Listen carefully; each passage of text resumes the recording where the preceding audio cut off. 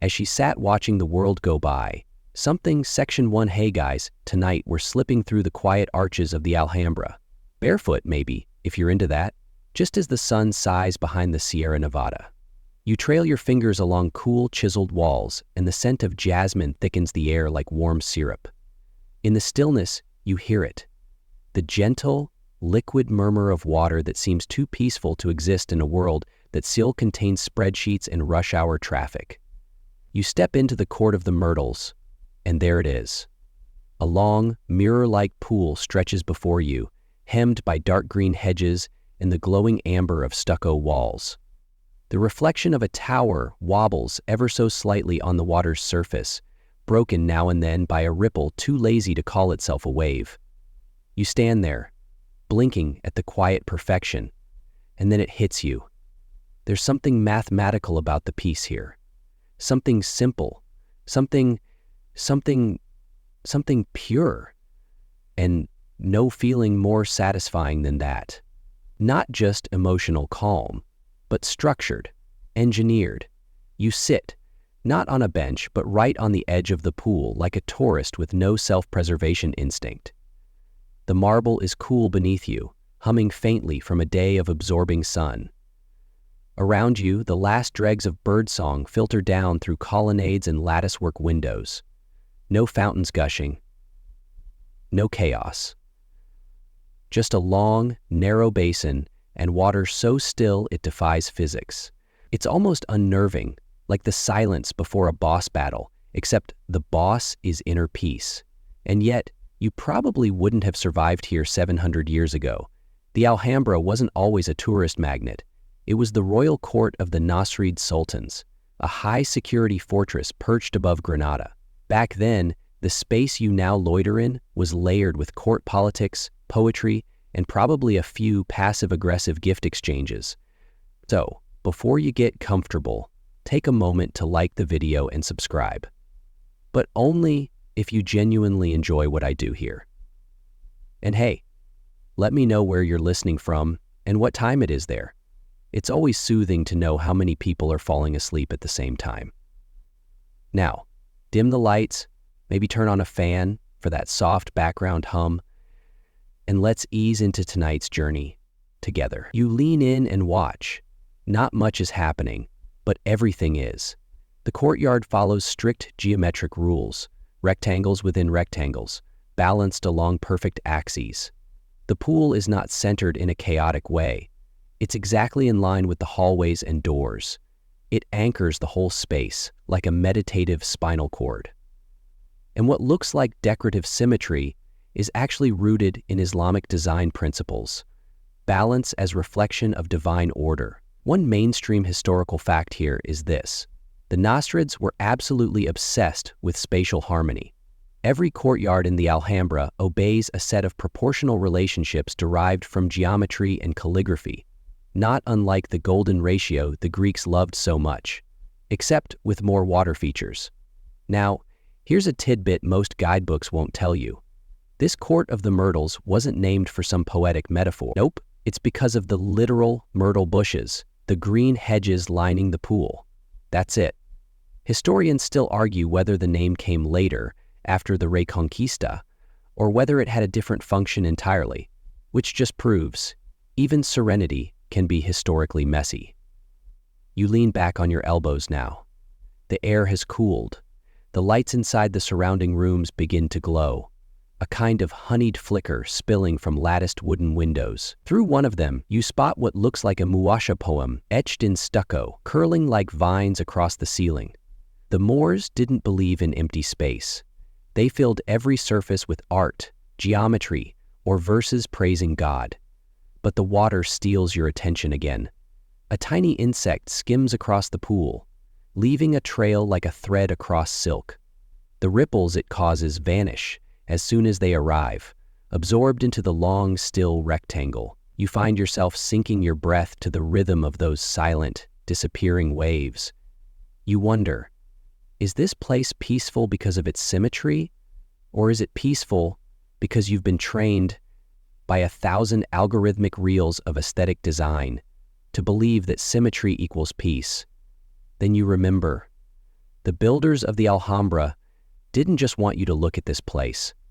They wanted you to feel it, to feel geometry in your bones, to sit still long enough that your thoughts fall into the same clean pattern as the tiles. Somewhere nearby, another fountain whispers, softer than rain. You barely notice it, like a heartbeat inside a dream. You get the sense that everything here was built to disappear into itself, just like that ripple. No grand fountains erupting like in Rome, no marble gods spitting water at pigeons, just stillness. Stillness, balanced perfectly, in 4 right angles.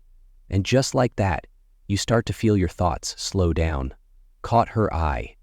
It wasn't so much its color or shape, but the way it was moving. She squinted to see if she could better understand what it was and where it was going, but it didn't help. As she continued to stare into the distance, she didn't understand why this uneasiness was building inside her body. Section 2. You stretch your legs just a bit, still sitting at the edge of the reflecting pool, and your eyes begin to follow invisible lines, straight ones, curved ones, some that only exist if you squint and surrender to the pattern. The architecture around you is not flashy, no towering domes, no colossal statues. But there's a discipline here, a quiet insistence that every angle and ratio matters. That piece doesn't just appear, it's planned. Your gaze drifts to the marble tiles, where the same shapes repeat and repeat until they stop feeling like decorations and start feeling like laws of nature. And it dawns on you, this isn't just beauty, it's geometry. Carefully, lovingly laid out geometry. This courtyard didn't happen by accident. It's a demonstration of calm through control. The pool in front of you is twice as long as it is wide. That's not trivia, that's a clue. The 2:1 ratio was commonly used in Islamic architecture, a form that echoes balance and duality. The placement of the doors, the spacing of the columns, even the length of the shadows across the floor. Everything is part of the same gentle equation. You can almost hear a medieval mathematician whispering, "Trust the symmetry, friend." It knows more than you do. One mainstream fact that supports this feeling? Islamic architects often use geometry not just for form but as meaning. Circles represented unity and eternity. Squares meant stability. Octagons were the bridge between the earthly and the divine. So, when you sit in a courtyard shaped like a long rectangle feeding from a central square, you're not just in a building. You're inside a theological diagram. But let's veer into the fringe, shall we? There's a theory, mostly whispered among esoteric scholars and geometry nerds, that Moorish architects deliberately designed certain courtyards with embedded mathematical codes, ratios that mirrored planetary orbits, proportions that echoed Arabic musical scales, that the Alhambra was less a palace and more an equation in stone. Historians still argue whether this was actual intent or just modern minds projecting complexity backward. But when you sit here, it's hard not to believe it. Now, there's a fountain tucked quietly along the far wall. It's small, more of a mouth than a mouthful, just a little spout feeding the long basin. You watch the water arc gently from it, landing with barely a splash. It doesn't gush or spray, it doesn't roar, it trickles with purpose, almost like it knows not to disturb the lines. You walk closer. The floor tiles change subtly here, shifting from glazed ceramics to polished stone. And here's something deliciously odd. Many Moorish tiles were deliberately cut to not be identical so that the pattern wouldn't just repeat like wallpaper. Instead, the geometry tessellates. It continues endlessly in theory, but never loops in a boring way. That mathematical discipline of never quite repeating is surprisingly calming. You get order, but never monotony. You crouch down and peer at one tile. It's hand-painted, a little worn, edges chipped from centuries of sandals and sweeping. The motif is simple, a star inside a polygon, surrounded by a loop of interlacing bands. But the more you look, the more it seems to ripple, like a magic eye puzzle that never quite settles.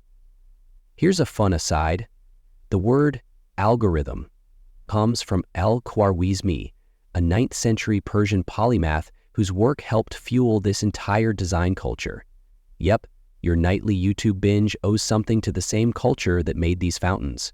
You're basically staring at the great-great-grandparent of your TikTok For You page, except this version comes with better acoustics and 0 dopamine spikes. Historians still debate how much of this mathematical beauty was strictly symbolic versus just functional. After all, a garden has to work. It has to carry water, drain rain, provide shade. But here, function and form aren't at war. They're ballroom dancing. Slowly, you run a hand over the ledge and it hits you again. This isn't chaos, tamed. It's serenity designed. The proportions, the sounds, the patterns. Everything here whispers, let go. You're not supposed to analyze it. You're supposed to feel it. Like floating in a bathtub that's been calibrated to the exact temperature of cosmic neutrality. A warm breeze rustles the myrtle hedges. You swear the scent intensifies just as you inhale, as if the garden is timed to your breathing. Probably not. But that's what this place does. It makes you feel like you're in sync with things you can't see. You step back. Look again at the layout. Columns mirrored on both sides. Walls proportioned to guide the eye inward. Water that flows just fast enough to suggest movement, but slow enough to keep your pulse low. Everything here leads you to the center. That's the trick. These courtyards always have a center. And that center, more often than not, involves water. Which raises a weird thought. Is water the point? Or is geometry the point? And water just the medium? You blink, it doesn't matter. You're not here to solve it. You're here to not solve anything at all. As she sat watching the world go by, Section 1. Hey guys, tonight we're slipping through the quiet arches of the Alhambra. Barefoot, maybe, if you're into that. Just as the sun sighs behind the Sierra Nevada. You trail your fingers along cool, chiseled walls, and the scent of jasmine thickens the air like warm syrup. In the stillness, you hear it. The gentle, liquid murmur of water that seems too peaceful to exist in a world that still contains spreadsheets and rush hour traffic. You step into the Court of the Myrtles, and there it is. A long, mirror-like pool stretches before you, hemmed by dark green hedges and the glowing amber of stucco walls. The reflection of a tower wobbles ever so slightly on the water's surface, broken now and then by a ripple too lazy to call itself a wave. You stand there, blinking at the quiet perfection, and then it hits you. There's something mathematical about the piece here. Something simple, something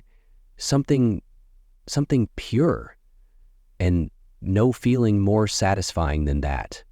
Not just emotional calm, but structured, engineered. You sit, not on a bench, but right on the edge of the pool like a tourist with no self-preservation instinct. The marble is cool beneath you, humming faintly from a day of absorbing sun. Around you, the last dregs of birdsong filter down through colonnades and latticework windows. No fountains gushing. No chaos. Just a long, narrow basin and water so still it defies physics. It's almost unnerving, like the silence before a boss battle, except the boss is inner peace. And yet, you probably wouldn't have survived here 700 years ago. The Alhambra wasn't always a tourist magnet. It was the royal court of the Nasrid sultans, a high-security fortress perched above Granada. Back then, the space you now loiter in was layered with court politics, poetry, and probably a few passive-aggressive gift exchanges. So, before you get comfortable, take a moment to like the video and subscribe. But only if you genuinely enjoy what I do here. And hey, let me know where you're listening from and what time it is there. It's always soothing to know how many people are falling asleep at the same time. Now, dim the lights, maybe turn on a fan for that soft background hum, and let's ease into tonight's journey together. You lean in and watch. Not much is happening, but everything is. The courtyard follows strict geometric rules, rectangles within rectangles, balanced along perfect axes. The pool is not centered in a chaotic way. It's exactly in line with the hallways and doors. It anchors the whole space like a meditative spinal cord. And what looks like decorative symmetry is actually rooted in Islamic design principles.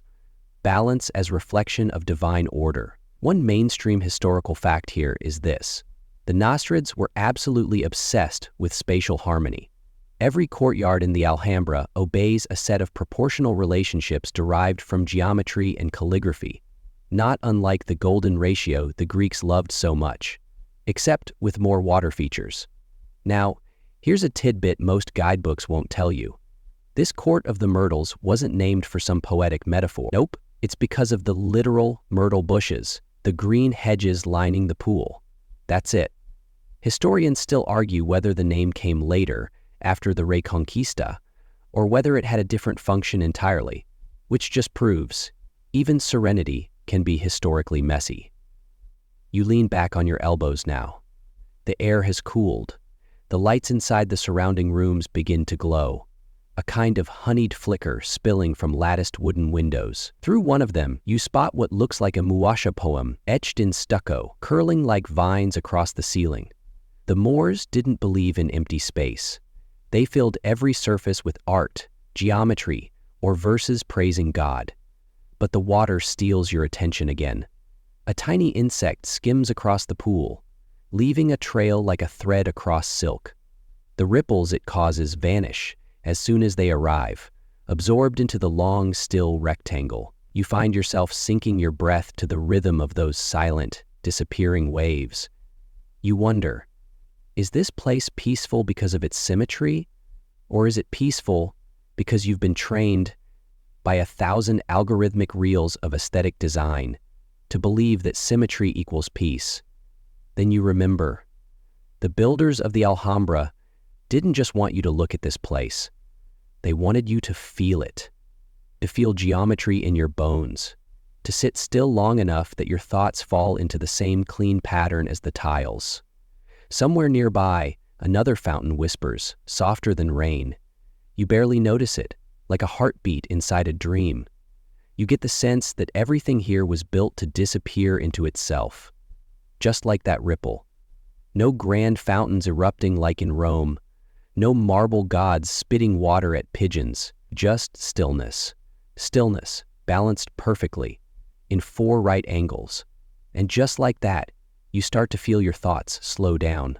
Caught her eye. It wasn't so much its color or shape, but the way it was moving. She squinted to see if she could better understand what it was and where it was going, but it didn't help. As she continued to stare into the distance, she didn't understand why this uneasiness was building inside her body. Section 4. You shift slightly, palms still pressed to the warm tile, as a thought bubbles up from somewhere surprisingly deep. Water is the only thing here that's moving, and yet it's the stillest part of the whole design. You open your eyes and watch it again, trickling, pooling, reflecting, disappearing beneath a marble lip. And you realize that water isn't just in this courtyard. It's the soul of it, not dramatic water, not crashing waves or proud vertical jets. This water is humble. It knows its job. In Islamic architecture, water is never ornamental fluff. It's spiritual infrastructure. A mainstream historical fact for your sleepy brain to chew on. In medieval Islamic cities, access to water wasn't just important, it was sacred.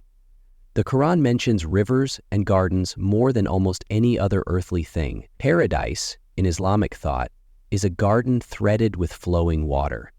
So, fountains like these weren't just pretty. They were previews, earthly rehearsals for the divine.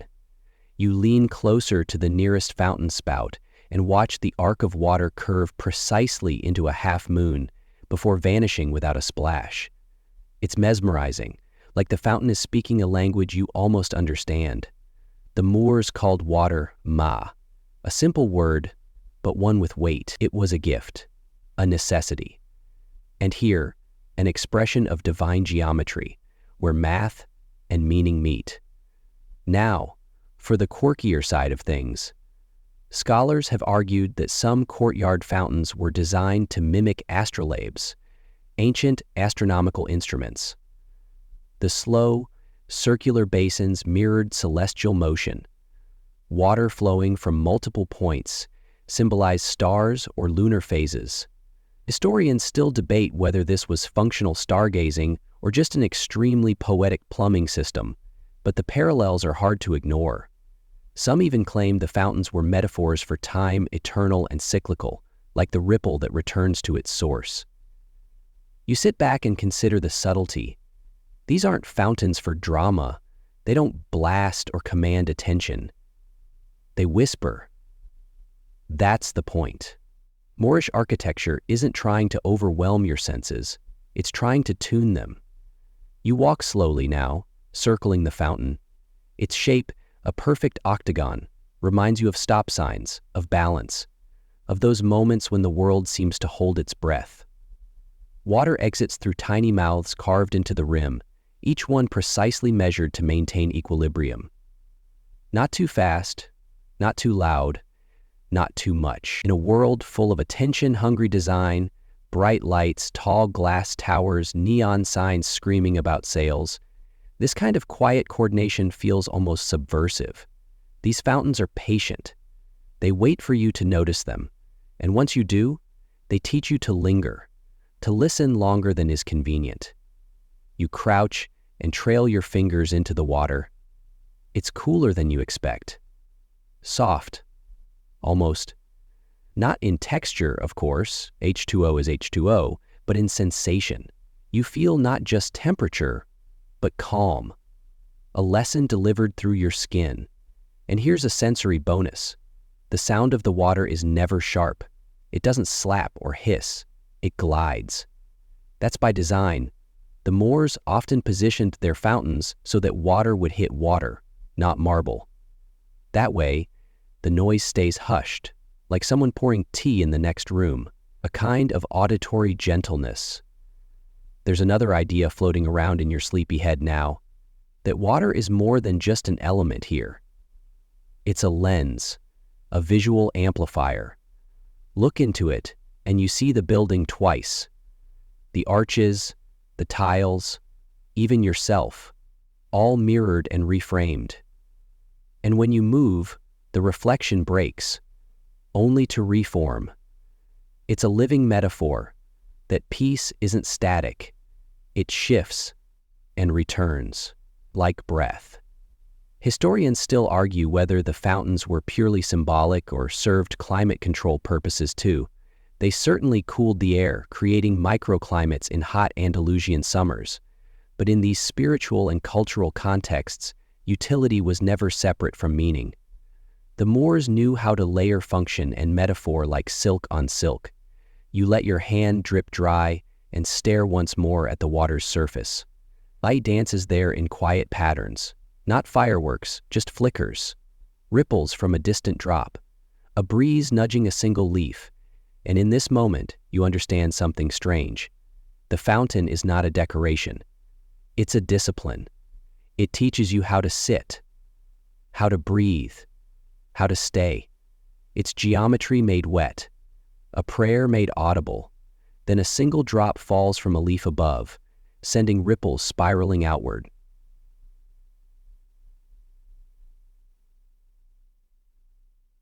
Section 5. You rise slowly, like someone waking from a nap inside a poem, and tilt your head back. The fountain still murmurs behind you, but now your eyes trace the arches that frame the sky. Above them, vaults of intricate carving unfold like frozen lace, and at the apex of those domes, those seemingly weightless domes, hang patterns so dizzying, so impossible, that you momentarily forget gravity exists. They call them muqarnas, stalactite-like architectural features that bloom across domes, ceilings, even niches like fractal honeycombs carved from stone. And standing beneath one, you start to feel like you're inside a three-dimensional kaleidoscope. Mainstream fact time. Muqarnas are not purely decorative. They serve a structural role, transitioning from a square base to a circular dome dispersing weight while also delivering aesthetic transcendence. In simpler terms, they're the architectural equivalent of multitasking, strong and sublime. But here's the strange, delightful fringe bit. Some researchers believe muqarnas were inspired not just by geometry, but by celestial observations, intended to mimic stars, constellations, or even the layered complexity of the heavens themselves. Historians still argue whether that was intentional mysticism or just a really fancy way to solve structural math problems. Either way, when you look up, the sky seems closer somehow. You shift your gaze and trace the patterns with your eyes. They don't repeat. Not exactly. They spiral. They tessellate. They ripple out like echoes frozen in stone. And as your mind slows to match their pace, you feel yourself drop into a kind of trance. Not a weird, cultish thing, more like that moment right before sleep where logic loosens its grip and the poetry of things takes over. And then you notice it, how the ceiling reflects what's below. The pool, the arches, the mirrored lines, the entire courtyard seems designed not just to be walked through, but to be contemplated, like a mandala. You're not just in a building, you're in a diagram of serenity.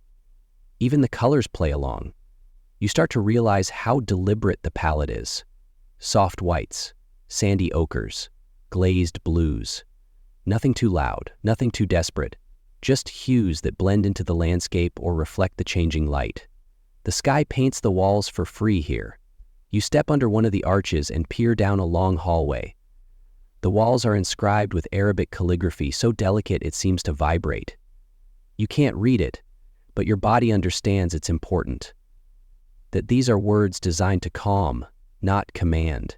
To remind, not shout. The most repeated phrase, La Ghalib illa Allah. There is no victor but God. That motto of the Nasrid dynasty appears across dozens of surfaces here. And it's not just branding. It's a whispered reminder. Even this architectural perfection is small in the grand scheme of things. You reach out and touch the carved stucco. It crumbles a little under your fingers. Not from decay, but from age and softness. It was meant to be temporary. That's the weird irony. This palace was built to last, but with materials that remind you nothing does. Sandstone, plaster, wood, all beautifully vulnerable. You stand under the muqarnas dome a little longer, letting your thoughts hang upside down like the carvings above. There's a rhythm to the silence now, not absence, but pattern. And you realize something profound, or maybe just sleepy. Geometry, here, is not just about shapes. It's about process, about repetition, about choosing to recreate piece again and again. You think of the craftspeople who made this, hundreds of them, carving, measuring, checking proportions without calculators or CAD software. They didn't just build this, they meditated it into existence. And you wonder, what would your day look like if every action, every email, every errand, every awkward small talk moment was done with that kind of attention, that kind of sacred geometry? But your brain doesn't want to solve that puzzle right now. It wants to float. So you lean back against a cool pillar, look up one more time at the vault of muqarnas, and feel your thoughts dissolve into the pattern. There's no big conclusion, just the steady echo of water behind you, and above, a frozen constellation of carved silence. Section 6. Your feet begin to move again, this time tracing a casual loop around the courtyard's edge. You're not even steering. It's like the geometry is walking you. Left, right, around a column, past the still pool, and now, tiles. You pause, glance down, and blink. The tiles under your feet are alive. Not literally, of course, no enchanted Hogwarts mosaics here. But something about them shimmers with complexity. This isn't your average bathroom checkerboard. This is zaliji, the ancient Moroccan art of hand-cut tile work. And it's doing things your brain isn't ready for this late at night. Zeligi doesn't repeat the way your wallpaper does. It doesn't just mirror or alternate. It tessellates with mathematical swagger, interlocking stars, polygons, and crosses that form infinite combinations without ever looping the same way twice. It's a playground for symmetry nerds and an absolute riot for anyone who's ever opened Adobe Illustrator and said, "Wait, how does this even align?" Here's your historical anchor. Moorish artisans followed strict geometric rules to create these designs. No figurative images, just pure form. Why? Islamic art often avoids depicting living things, especially in religious spaces, as a way to respect the divine role of creation. So instead of painting saints or stories, they painted principles through math. But let's get quirky for a second. There's a persistent theory, part romantic, part plausible, that these patterns were created with rudimentary compasses and string, passed from master to apprentice like sacred recipes. No blueprints, no grid paper, just years of muscle memory and whispered knowledge. Historians still argue whether the artisans truly understood the advanced math they were executing or if they just felt it intuitively, which is, honestly, more impressive. You crouch and run your fingers over one tile. It's imperfect, ever so slightly. A tiny chip here, a hairline crack there.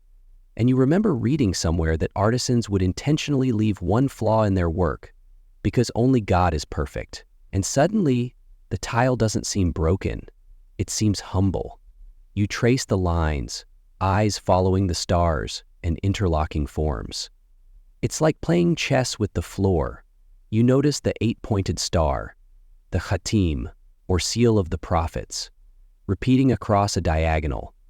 Then a burst of interlacing lozenges. Then a green star nested inside a blue polygon, surrounded by smaller shapes like planetary moons. And then, get this, your eyes cross slightly, and you swear you see motion. The pattern almost rotates under you, like one of those old optical illusions where the spirals seem to move. Except this isn't a trick, it's just harmony. It invites your brain to quiet itself by getting lost in perfection. There's a sensory effect, too. The tiles are smooth, but not slippery. Cool, but not cold. Walking across them is oddly grounding, and that's no accident. Zeligi is often arranged to guide motion, to make courtyards feel more spacious, to coax your feet along a gentle spiral, to frame certain thresholds. You didn't just wander into this tile work.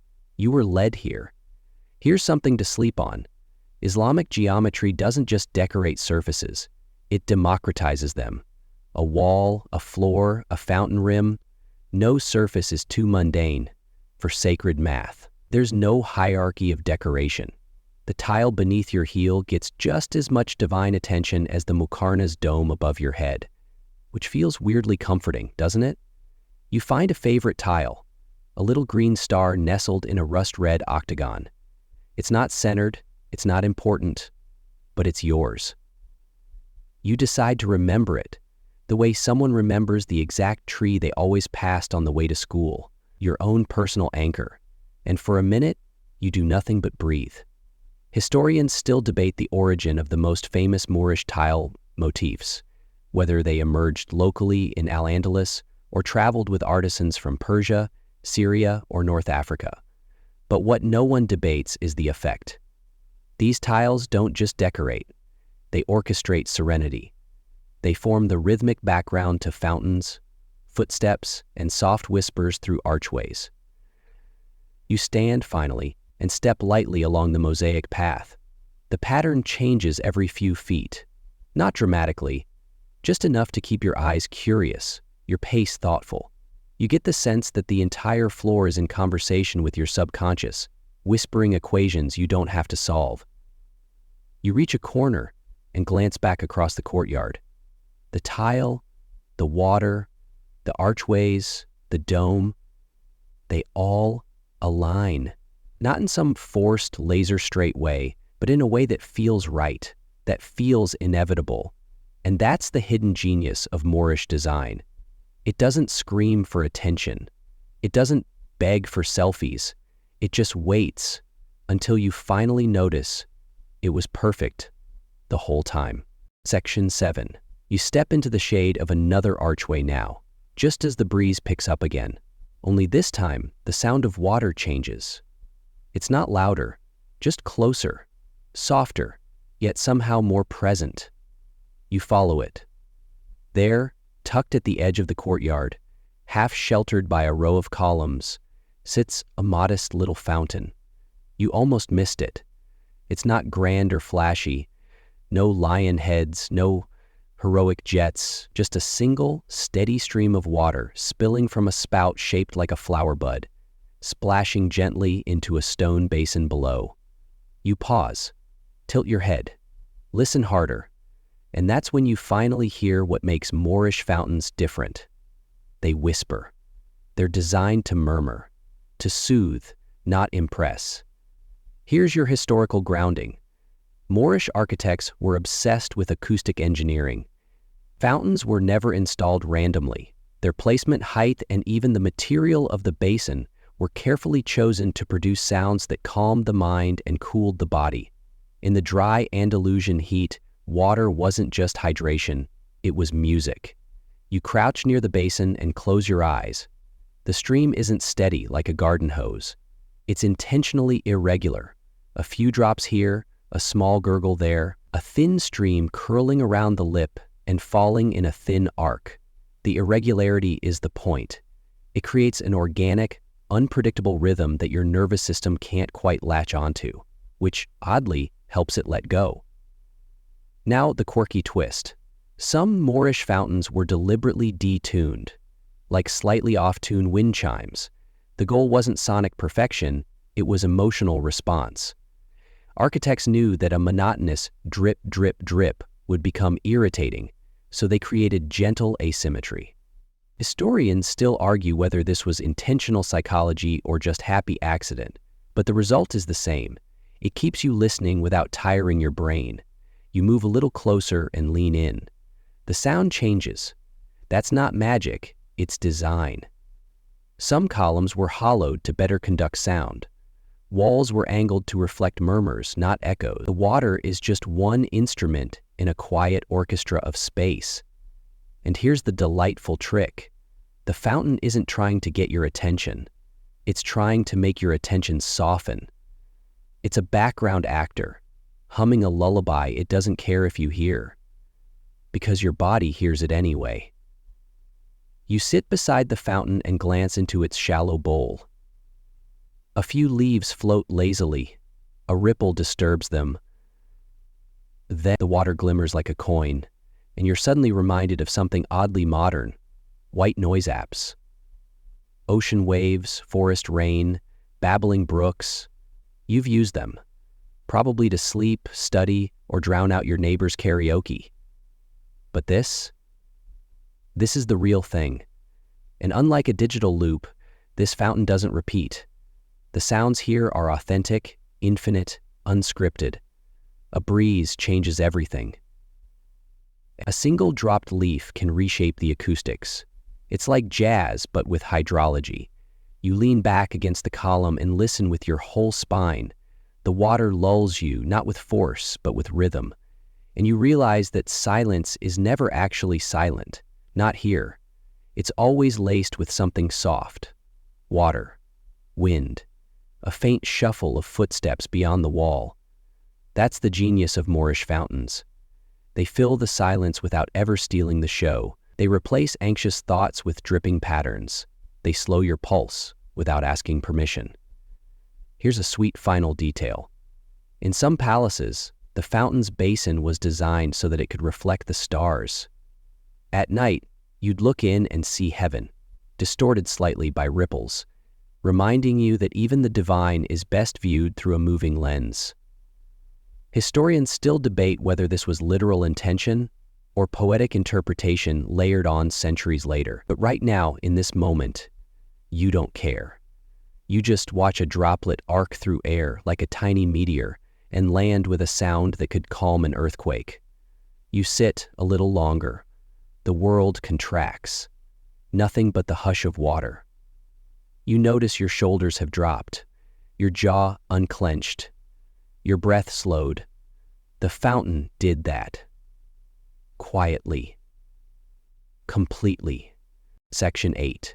You shift again, this time turning your gaze down toward the rim of the fountain itself. The water still speaks in murmurs, but now your attention is drawn to the kaleidoscope wrapped around its edge, the Zellige mosaic that borders the basin like a jeweled bracelet on stone skin. You've seen mosaics before, on benches, bathroom floors, kitschy kitchen backsplashes, but this is something else. This is precision turned spiritual.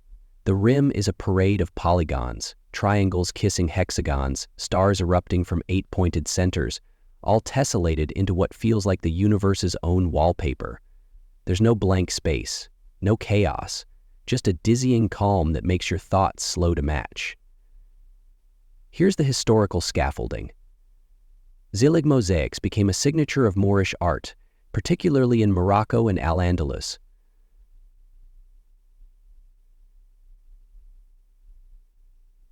Each shape, often less than an inch across, was hand-cut from glazed clay and laid like a puzzle with no final picture. The artisans used no adhesives, just geometry, gravity, and intention.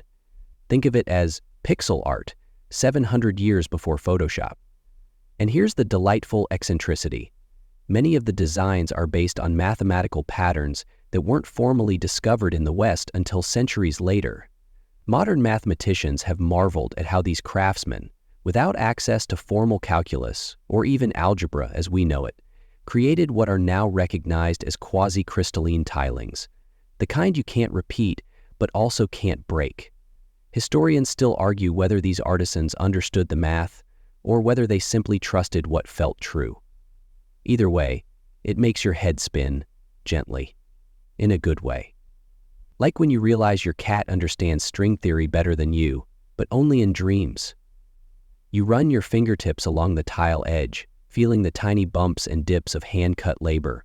Some tiles shimmer in sunlight, cobalt, emerald, saffron, and the occasional pure white like a star blinking through. Others are muted, faded by centuries, but still in place, still holding the pattern. You realize these mosaics aren't static.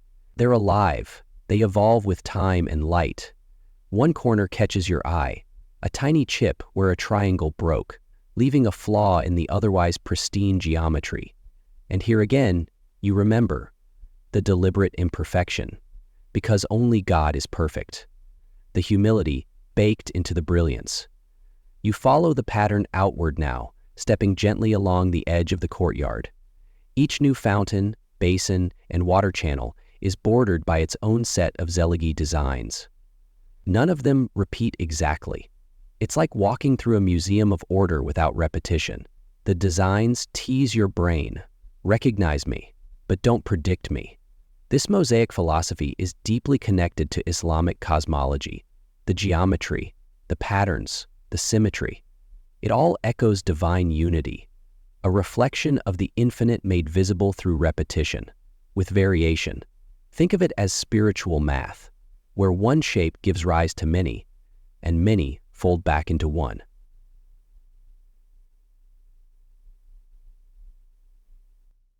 And there's a sound to it too, though it's silent. The way your footstep lands on one tile, then another, sets a rhythm. Your pace syncs with the pattern. You become part of it, a moving element in a still mosaic, not a disruption, a note in the melody. You pause again by the central pool, letting your eyes trace from water to tile to sky. It all connects. The mosaic border doesn't just contain the fountain. It leads your eye upward, toward the reflection of the clouds. Suddenly, you feel weightless, like the tile and water and sky aren't separate anymore, just layers of the same quiet truth. Here's a thought worth holding on to. The mosaics teach patience. They don't reveal themselves in a single glance. You have to stay, to look again, to accept the slight dizziness that comes from seeing more than your mind can name. And in that stillness, you realize something profound in its simplicity. Beauty doesn't have to shout. It can whisper in angles. It can hide in the meeting point between two hexagons. It can sing in silence. So you sit again, back against a wall, still warm from the day's sun, legs folded beneath you. You let your gaze drift across the tiled rim of the fountain, like a record spinning.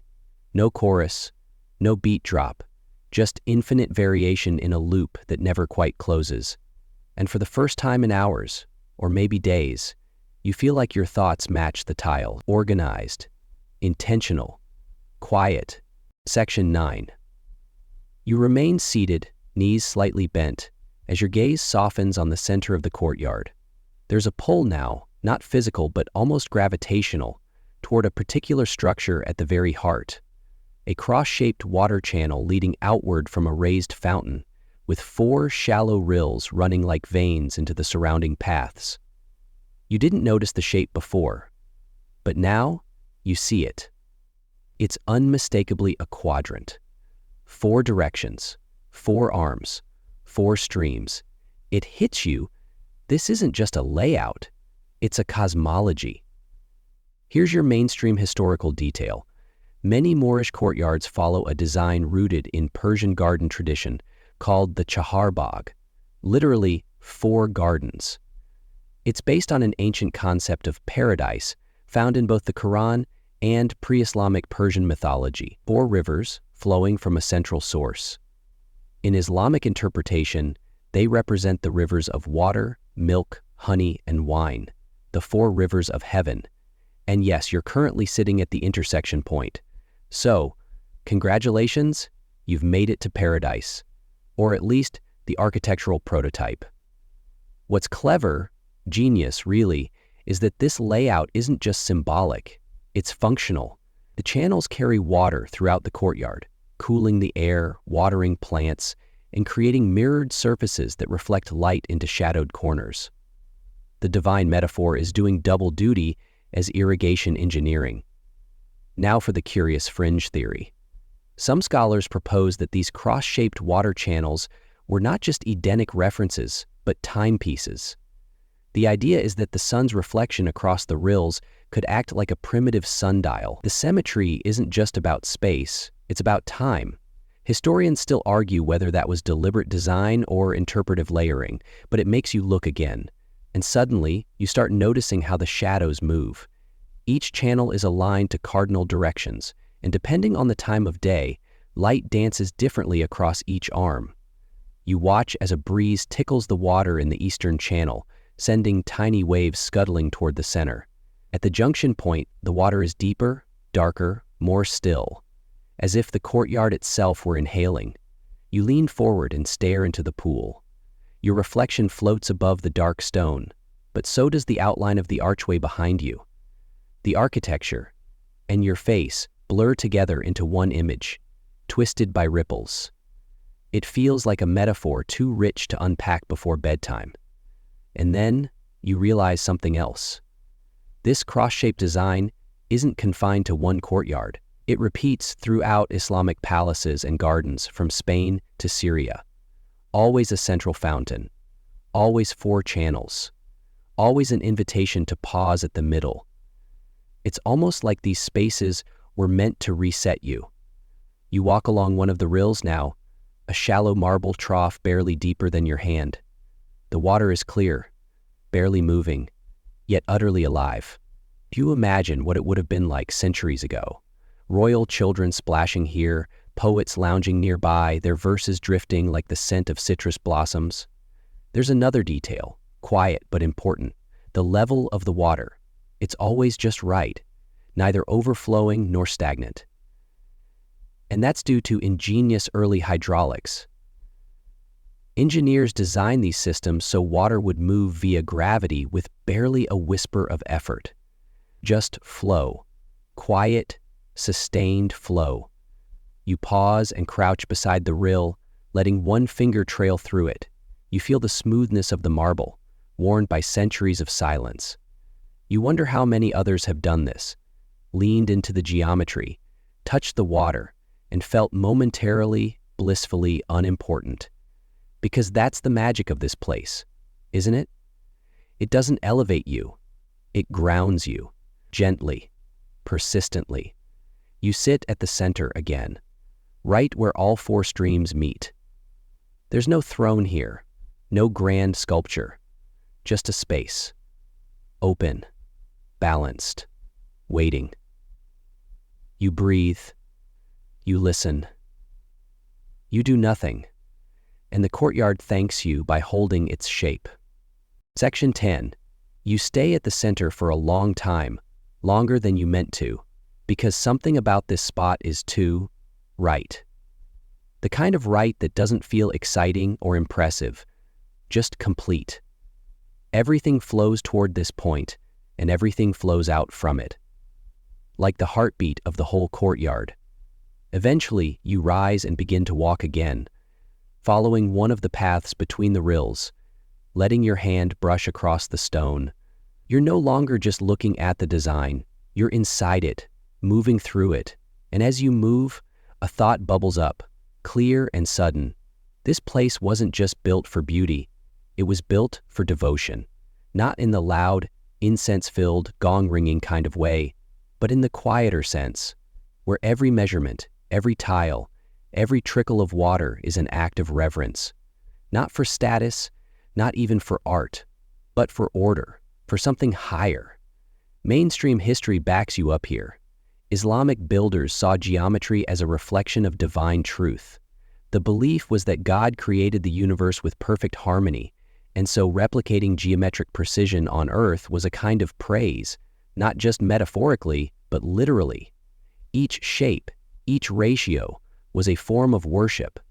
That's why so many Islamic structures are full of mathematical symbolism. Why the square, the circle, the octagon all have meaning. The square represents the earth, the circle symbolizes unity and eternity, and the octagon often serves as a bridge between the two, matter and spirit. So when you see these forms in the architecture around you, you're not just seeing decoration, you're seeing belief made visible. But let's sprinkle in something a bit more fringe. There's an ongoing theory among sacred geometry enthusiasts, the kind of people who own compasses for fun, that Islamic architecture encodes cosmic knowledge, ratios linked to the movement of the stars, distances between planets, even Fibonacci sequences before Fibonacci was a thing. Historians still argue whether this was intentional or just poetic backmapping by modern minds desperate for pattern. But hey, either way, it works. You glance up now and see it again, the Macarnus Dome, its vaults cascading down like a frozen waterfall of pattern. You follow the angle of the arches, then down to the columns, then to the tile beneath your feet. It all connects. Every part leads to another. Every angle exists because something else demanded it. And here's something that sneaks up on you. Even the empty spaces here are planned. The gaps between patterns, the quiet zones where your eye can rest, the pauses in sound between one fountain's trickle and another, that's devotion too, restraint as worship. The architecture doesn't try to fill every second or inch. It leaves space for silence, for thought, for you. You settle near another fountain, smaller this time, just a circular basin with a spout, shaped like a flower petal. The water barely moves, but it's framed by a perfect 8-pointed star carved into the stone around it. It's not flashy, but the precision is almost reverent. You crouch low, eyes level with the basin, and trace the points with your finger. It's easy to forget you're touching something carved by human hands, something that took days, maybe weeks of careful work. No machines, no shortcuts, just time and will. And maybe that's the heart of devotion here, not just the geometry itself, but the care it took to make it. You think about that care as you rise and move toward the courtyard's edge, about how the builders may have fasted, prayed, and then etched a single line with full attention, about how the same man who fetched water might also polish tile. No ego, just craft. Historians believe the artisans who built places like this worked in guilds, trained from childhood, with apprenticeships that lasted years. And while their names were rarely recorded, their hands are everywhere, in every balanced curve, every faithful line. You stand in the doorway now, glancing back at the courtyard. It almost looks different from this angle. Larger, maybe, or clearer. And you wonder, was this whole thing designed not just for peace, but for transformation? Harris wonders why the lines are so long. Was it taken from some primer they just didn't like? Was it taken from some primer they just didn't like? Was it taken from some primer they just didn't like? Is it taken from some primer they just didn't like? Was it taken from some primer they just didn't like? And you wonder, was this whole thing designed not just for peace, but for transfer? You're calmer than when you arrived. Not because you tried, but because the geometry did its job. Section 11.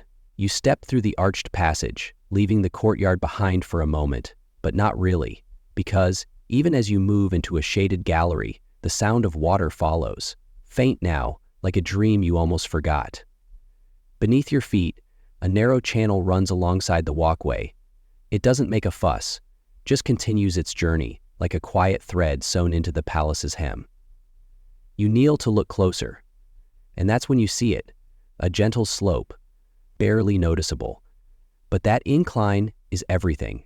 Here's your historical anchor. The Moors were masters of hydraulic engineering. Long before modern pumps, they designed systems that could carry water uphill through pressure differentials, gravity-fed slopes, and siphoning techniques. The Alhambra is full of these invisible veins. In fact, water is brought in from the Sierra Nevada mountains by an 8th century canal called the Acequia Real, and it still functions today. You blink. Water, flowing steadily for over 1,200 years. Without motors, without pumps, just slope, sunlight, and math. Now here's the quirky fringe. Some historians believe that Nasrid engineers incorporated acoustic hydraulics. That is, they tuned the flow of water not just for movement, but for sound.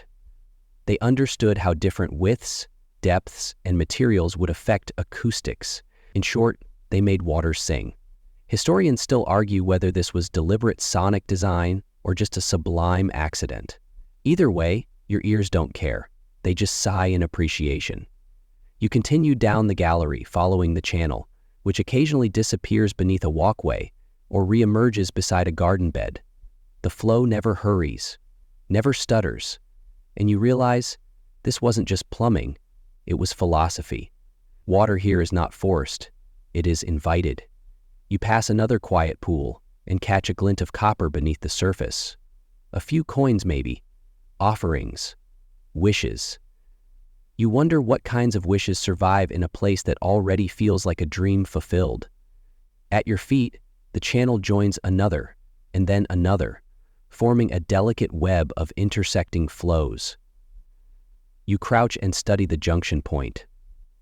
It's intentional. The stones are carved so the water doesn't clash. It meets itself gracefully, as though shy. This is no happy accident.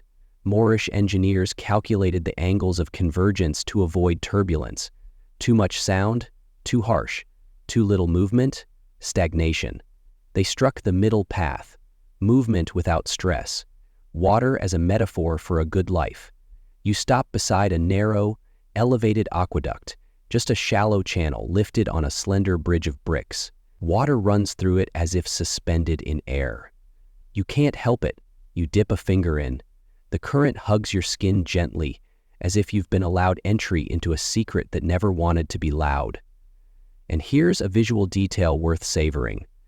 Some channels are lined with colored tiles, not for decoration, but to help see the flow. The reflection of moving light against blue and green glazes makes the water's dance more visible. It turns physics into theater, subtle but constant. You pass a garden wall now, vines climbing lazily upward, and the sound of water changes again, more distant, but still part of the structure. You realize the Alhambra isn't a building with fountains, it's a building made of water. You remember reading that Islamic palaces often used hydraulic networks not just for gardens, but for air conditioning.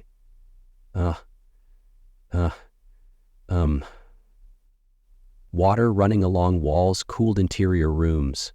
Pools reflected light upward into high ceilings. Evaporation was harnessed long before anyone had heard of sustainability. This wasn't eco-luxury. It was just smart. And that's the magic of it, isn't it? Nothing here screams innovation. It just function beautifully. Like your favorite sweater, or a lullaby sung in the exact key your brain needs. You walk slowly now, following the final stretch of channel as it re-enters the courtyard. It doesn't announce its return, it just joins the whole, like a shy guest arriving late to a perfect dinner party. And as the sound of the central fountain rises again, you realize the most profound thing about this hydraulic masterpiece isn't how it works, it's how quietly it works.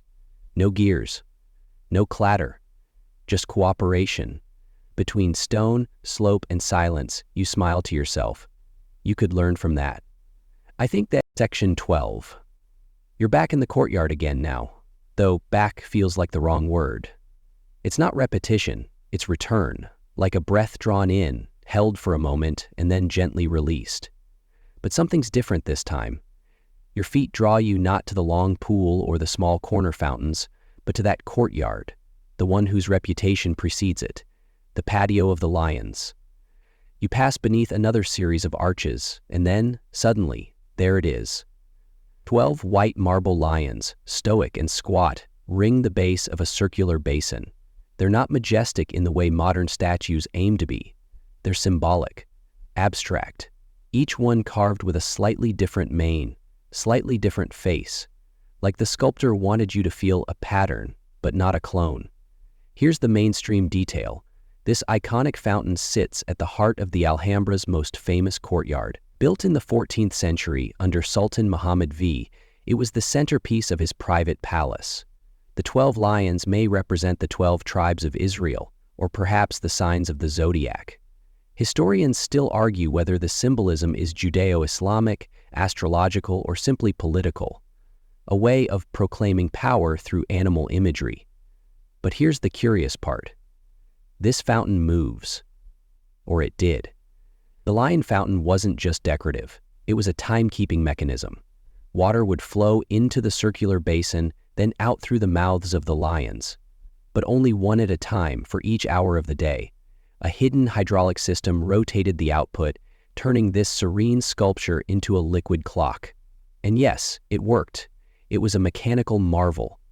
Until it broke. Modern engineers have tried to replicate the mechanism, even scanned the lions with LiDAR, but no one has completely figured it out. The secret is lost to time. Historians still argue whether it was symbolic storytelling, functioning tech, or just a really advanced party trick. You walk slowly around the lions now, one hand on the warm marble edge. You count them. 12, each spaced perfectly apart, forming a circle with the basin raised in the center, like a miniature ziggurat. It's not just symmetry, it's ritual. Everything in this courtyard seems arranged not for function, but for meaning. Above, colonnades frame the scene like a theater. Slender columns in double rows support arches carved with calligraphy and muqarnas. It's geometry that curtains the sacred, and as you move, the shadows between the columns shift and break, turning the sun into an active player in the design. You crouch beside one of the lions and study its face. It's not fierce, it's not realistic, it's stylized, as if the sculptor wanted to suggest a lion, but not invoke it. The abstraction makes the creature feel timeless, like something from a dream remembered halfway. You reach out and touch the lion's back, smooth from centuries of fingers. The mouth is slightly open, a narrow channel just inside, once used to regulate the flow of water. It feels intimate now, quiet, as if the lion is whispering a time you'll never quite catch. Then you stand, and the whole courtyard comes into view again. The 4 walkways form a perfect cross, intersecting at the fountain. Classic chahar bag structure again, but with lions. Somehow more earthly, more personal. This isn't a symbolic Garden of Eden.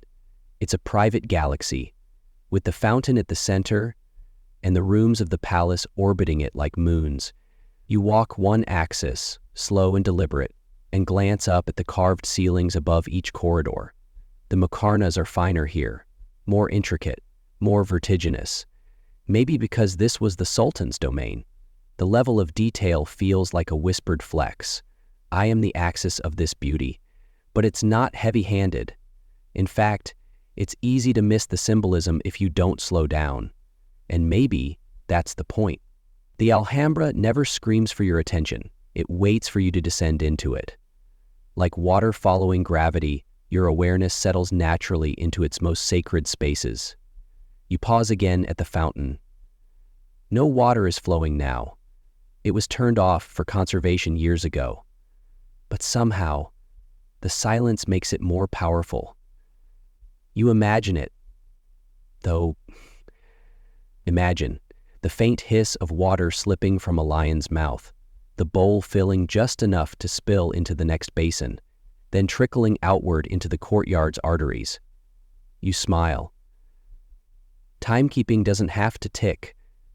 Sometimes it just drips. Section 13.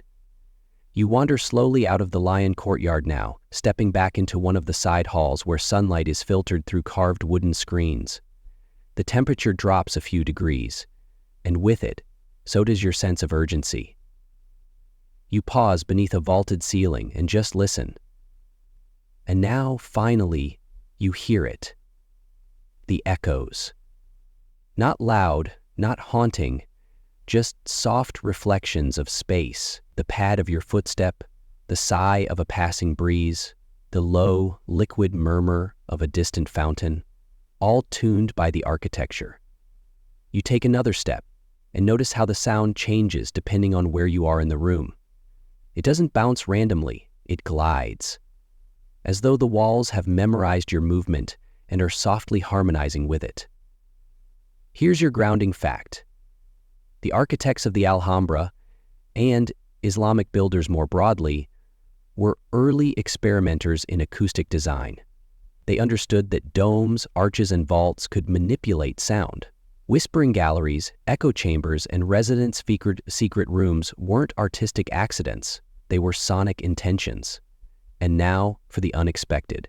Recent acoustic studies have suggested that some rooms in the Alhambra have hot spots, zones where certain frequencies are naturally amplified or absorbed.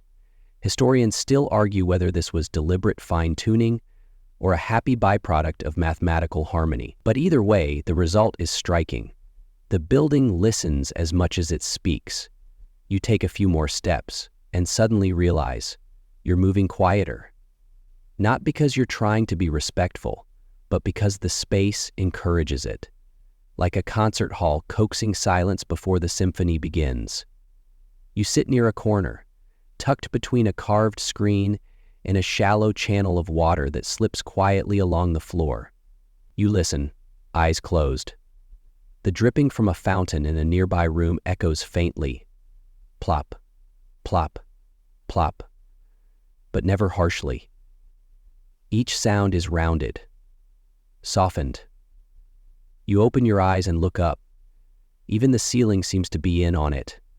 The domes here aren't just decorative, they shape how sound travels. Instead of sharp echoes, you get overlapping murmurations. It's less like hearing an event and more like feeling it pass through you. The sound, like eating food. Plop, plop, plop, pop, plop, pop, pop. You listen as the whole ceiling seems to beat in on it. The domes here aren't just decorative. They say something. It's like knowing, and then a moment of delight. A pigeon coos from a perch outside the window. The sound slips into the room, not jarring but folded gently into the ambient mix. For a split second, it's like even the pigeon knows it's inside a song.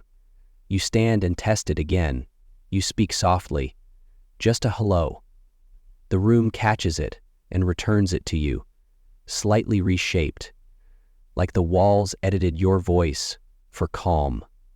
You laugh a little, then stop. Even the laugh gets the same treatment, not echoed back crudely, but reflected like light off water. This isn't architecture. This is instrument making. And it makes you wonder, what kind of world would we live in if buildings were designed to enhance gentleness? If sound wasn't something to block or blast, but something to sculpt? You return to the main courtyard and stand beneath one of the archways. The sound of water follows you. You turn to the main courtyard and stand beneath one of the archways, and imagine what it would be like if the sound of water would do the same to you. You return to the main courtyard and stand beneath one of the archways. The difference in acoustics is immediate. Out here, the space is more open, the sound's fainter, but still controlled. You realize you haven't heard a single jarring noise since you arrived. No shouting, no clanging, no car alarms. Just footsteps, whispers, and the watery heartbeat of the palace. There's another theory, perhaps romantic, perhaps true, that these courtyards were designed not only for peace, but for conversation. The acoustics allowed for private speech in public spaces. Two people under opposite archways could speak without raising their voices. The architecture made room for intentional speech. Historians still debate the specifics. But you don't need footnotes. You can feel it. This is a place where even your thoughts seem to speak more softly. You take one final slow walk along the colonnade, trailing your fingers over the stone, pausing just before the exit. Behind you, the murmuring fountain continues. The shadows deepen as the day wanes, and you realize the sound of this place isn't the water. It's the space between droplets. It's the silence shaped by patience. You exhale, not loudly, but just loud enough for the room to say it back. Section 14. You settle once more on a low stone ledge, this time beneath a lattice of vines that catch the fading sunlight in a web of moving shadow. The breeze is slow now, warm and tinged with the scent of orange blossoms and old plaster. And as you sit, you begin to notice something not about the water, or the tiles, or even the arches, but about what's between them, the gaps. The courtyard isn't crowded with furniture or clutter, but about what's between them, the gaps. The courtyard isn't crowded with furniture or clutter, but the architecture doesn't shout to fill your attention. In fact, it seems to pause, purposefully, at regular intervals, between tiles, between columns, between sounds. And it hits you. This place is made just as much of emptiness as it is of stone. Mainstream architectural theory calls this negative space, the space that surrounds and defines the object, giving it shape and meaning. But in Islamic design, it's more than visual. It's philosophical. Emptiness is not a void. It's a space for contemplation, for breath, for the divine to enter. You close your eyes and breathe in. The silence isn't silence at all. It's filled with potential. The potential for thought, for insight, for stillness, to become something other than absence. You start to understand that this stillness has been sculpted just as carefully as the tiles. Here's your mainstream historical point. Islamic gardens and courtyards were deliberately spacious, not because of laziness or wealth, but because space was seen as sacred. Open air, unbroken lines, unobstructed sightlines, all were invitations to reflect, not just to relax. And now, for the delightfully strange. There's a theory among certain architectural historians that the placement of these empty areas corresponds to patterns in Quranic recitation rhythms, that the structure was designed to feel like a physical echo of verse and breath. Historians still argue whether the architects were consciously scoring the building like sheet music, or simply following patterns that felt spiritually correct. Either way, the result is hypnotic. You open your eyes and focus on the spacing between two columns. At first glance, it's just space. But then you notice how the view beyond is framed: a rectangle of garden, a sliver of fountain, and the dark outline of a doorway across the courtyard. You realize the space between those columns is not empty. It's a lens. You shift your gaze slightly and the entire composition changes, like moving a camera a few inches and discovering an entirely new shot. These aren't gaps, they're portals. You look up and watch the dappled light shift across the ceiling. Even the shadows are balanced. The sun here doesn't just light things, it participates. It moves across surfaces slowly, like a finger reading Braille. You remember something someone once said about Japanese Zen gardens, that the raked gravel isn't the art, the space between the lines is. And now, sitting here in Granada, surrounded by geometry and stillness, you realize that thought stretches across cultures, across centuries. True peace isn't made of noise, it's made of what's not said. You close your eyes again and let your mind wander, but it doesn't wander far. The space here keeps calling it back, not with force, but with a kind of gravitational kindness. You've never felt held by architecture before, but you do now. And then you hear it again, the plop of water in the fountain, just one drop, and the echo it sends across the basin. The drop wouldn't matter without the pause before it, wouldn't register without the space after it. The architecture has created a perfect little theater for something so small, so quiet, to matter. You shift slightly, and even that feels choreographed. The curve of the stone fits your back better now. You rest your hands on your knees and let the world soften into its shapes. Columns, shadows, distance, line, pause, line, a rhythm made not of notes, but of rests. And here's the final gift of this courtyard. It teaches you to notice what's missing, not with sadness, but with peace. It tells you that silence can be designed, that gaps are part of the music, and that what you don't say, don't do, don't build, can still hold beauty. You sit with that thought for a while. You sit with nothing. And somehow, it's everything. Section 15. You remain still, letting the hush of the courtyard press gently against your skin like warm silk. And then your gaze, slow, unhurried, drifts to the fountain again. Not the lions this time, nor the long rectangular pool, just the center, the stillest part, the place where, even when the water moves, it always seems to return. And you do too. You kneel beside the pool, peering down into it, and for a moment you forget yourself. You're no longer the observer. You're within the geometry, the frame, the reflection. Everything is symmetrical. The archways, the stars in the tile, the shadows on the columns. And for one heartbeat, your mind joins the pattern. This is the trick of Moorish geometry. It doesn't ask you to think. It asks you to dissolve. Not disappear, exactly, but to loosen. To let the shape of the space draw the shape of your thought. Here's your mainstream historical point. Islamic architecture, especially in palatial spaces like the Alhambra, was meant to create mental order. There was a belief that the mind, like the body, could be soothed through exposure to symmetry, proportion, and controlled movement, whether of light, water, or footsteps. And here's the beautiful fringe. Some contemporary researchers are exploring how exposure to these architectural forms might influence brainwave activity. The idea is that certain types of visual patterns, repeating tiles, fractals, radial symmetry, can slow brain frequencies and induce a meditative state. Historians still argue whether the builders knew this consciously or intuitively. But either way, you're living the effect now. You stare into the water. Your reflection stares back. But it's not quite you. It's softer, looser. You watch a ripple pass across your mirrored cheek, and it breaks your face like stained glass.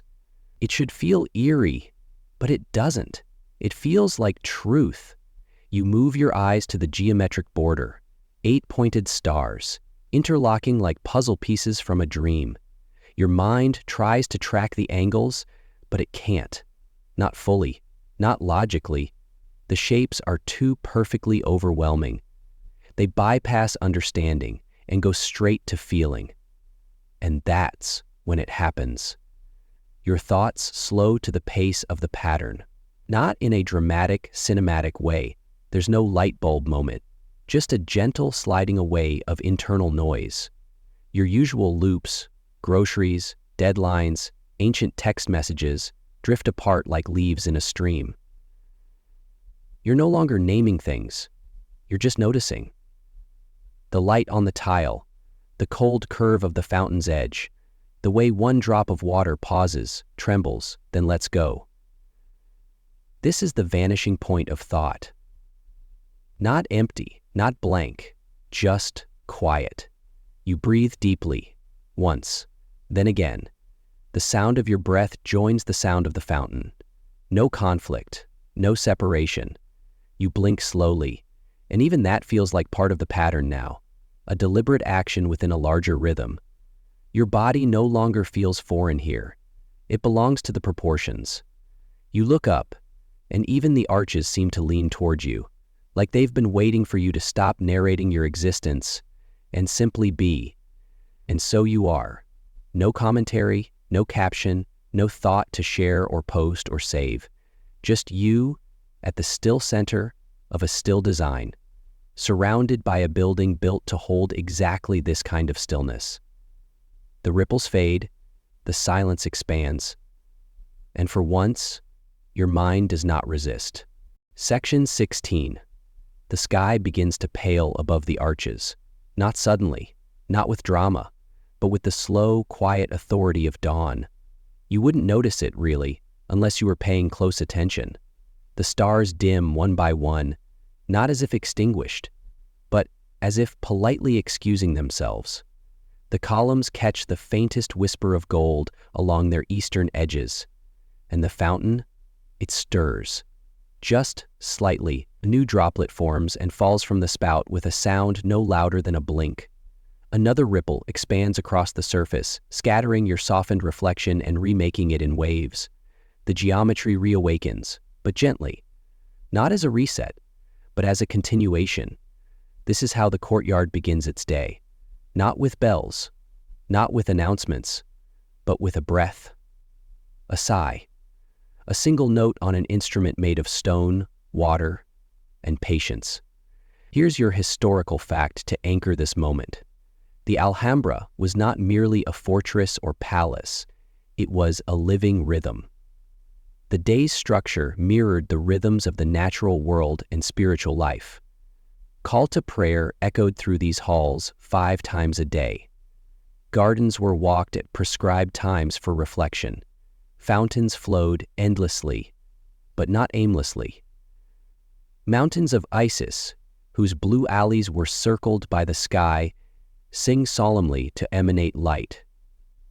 And here's the wonderfully curious bit. Some scholars believe that entire palace routines were choreographed according to the fountains, their tones, their intensities, even their light reflections. Imagine planning your meetings based on the shadow a stream casts or the angle of a ripple.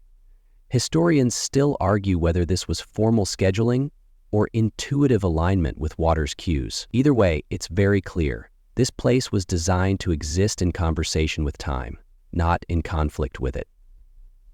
You sit still as the courtyard warms. Sunlight touches the mosaics now, bringing new colors to life. Burnt ochre, cooled jade, deep sapphire. The tiles don't change, you do. Your perception shifts with the light. The same pattern that lulled you to rest now gently lifts your gaze upward again. You rise, slowly, reverently, as though your body doesn't quite want to leave this place of proportional peace. And maybe it doesn't have to. Maybe part of you now speaks in tile, moves in rhythm with fountains, pauses like a shadow caught in an arch. You walk the colonnade once more. Your steps echo, barely. They've learned the room's language by now. Soft, even, quiet enough not to disturb the water's morning monologue.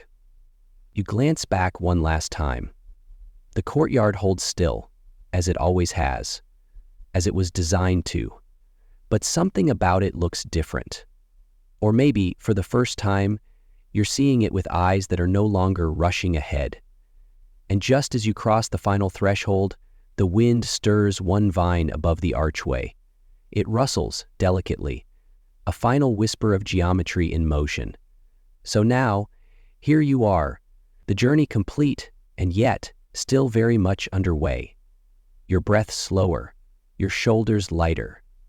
Your thoughts no longer tangled in the noise of the outside world, but folded softly into the still shapes of a space that was made to quiet the soul. The Moorish courtyard doesn't need to be remembered all at once. It will stay with you in fragments. The way the water curved, the silence between footsteps, the star patterns locked into the tiles, repeating forever without ever repeating exactly. Little moments that sit gently in your memory like smooth stones in a bowl. Let them settle. Let the proportions of this place sink beneath the noise of your day.